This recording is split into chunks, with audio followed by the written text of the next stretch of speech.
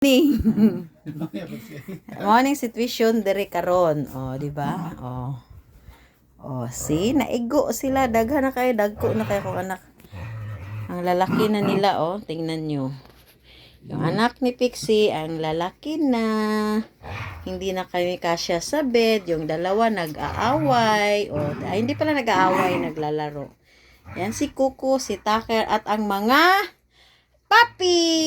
Yan! Sige! Bardagulan kayo dyan! O yan. Si Pixie parang ayaw niya nang magpadidi kasi masakit na yung ipin ng mga puppies. Yun. Yan. Kaya, kung minsan, ayaw niya na magpadidi. Yan. Yan. Ganon. Ano ba yan? Kunin natin ng... tingnan mo, galit. Galit ang Pixie namin sa mga papi kasi ang sakit-sakit na ng ipin nila. Oh, yan. Hindi na kami kasya. Darating ang panahon na kami na lang ang matutulog sa sahig. Tapos sila nasa bed. Oh, di ba? Ay, nako, napakabibo talaga. Oh, see, ang laki-laki lang nila. Mas baka sunod na buwan is mas malaki pa sila sa kanilang ina. Ang Pixie. Oh, di ba? Yan sila. O, di ba? Yan. At saka napaka-tidy ni Gray kasi si Gray kapag piling niya magpupupo siya at mag-iihi, palaging umiiyak. Gusto niya pabuksan yung yung pintuan namin kasi doon siya mag-iihi at saka magpupupo. Yun. Yun. Tingnan niyo, napakakalat ng aming kwarto dahil sa kanila. Oh, yeah, 'di ba? Ang lalaki na nila. Nung una, yung nakaraang buwan parang ang liliit lang kayo, mga dambuhala lang sila. Tinatawag pala namin sila ng piranha kasi ang sakit kagat-kagat sa aming mga paa, sa aking paa pala. Tingnan niyo si Pixie, oh. Ano yan, Pixie? Yan, ito si Panda talaga. Ito, oh. Panda! Oh, di ba ang cute ni Panda? Oh, si Gray, oh. Si Gray is mana sa kanyang ina na pandak. Pandak yung mga paa at mga pandak talaga siya, mapandak at mataba at pandak at mataba. Yan. Ito naman si parang kaloka-like niya ng mama niya, si Pixie. Pero ang pinangalan ko sa kanya si Gigi, oh pa. Kulay niya parang si Pixie, parang yung mama niya. Ito naman si Gray, kakulay niya ang ama niya. Yan, oh. Yan. O, di ba? O, di ba?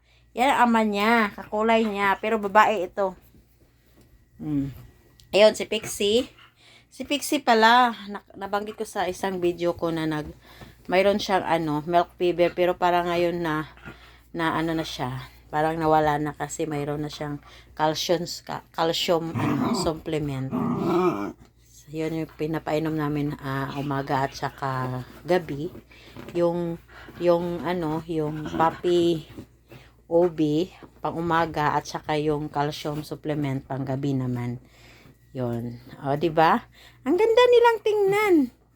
Sa susunod, Oy, Panda, piling ko mahulog ka na dyan, Panda. O, tingnan nyo. Baka sa susunod na buwan, na to. Sila na matutulog sa bed namin, tapos kami mag-asawa sa sahig na. O, di ba? Noong nakaraang buwan, dito sila sa sahig lahat. Dito pa sila natutulog. Ngayon, sikip-sikip na. O, kinuha na namin yung box kasi hindi na sila kasya. So, sa kwarto, sa naman sila hihiga. I don't know lang. Pero parang ititrain ko to, bibilhan ko sila ng ng cage. Kasi magtatrabaho na kasi ang asawa ko. So, sayang naman, doon sila sa labas. Kasi, hindi ko na kaya na ako lang magtrabaho kasi ang gastos nila. Sa dog food lang nila magkano na ang kilo, mga 100. So, makakaubos sila ng ng dog food. Kasi, nag-start na pala sila kumain ng solid dog food. Dog food, puppy dog food yung nilalagyan ko ng gatas. Yun. Yan na. And then, di ba? Ang ganda nilang tingnan. Di ba? Yung ina nila, di ba? Ang ganda-ganda nyo namang tingnan. Ang cute-cute nila.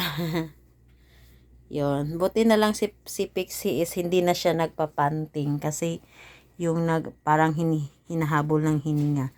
Kasi nag-worry ako noon na grabe si Pixie kahit naka-aircon kami, nagpapanting. Ewan ko kung bakit. Kaya doon, dinala ko siya sa vet. Yun niya ang diagnose sa kanya. Meron siyang Melphaedra o eclampsia. Ano ba yun?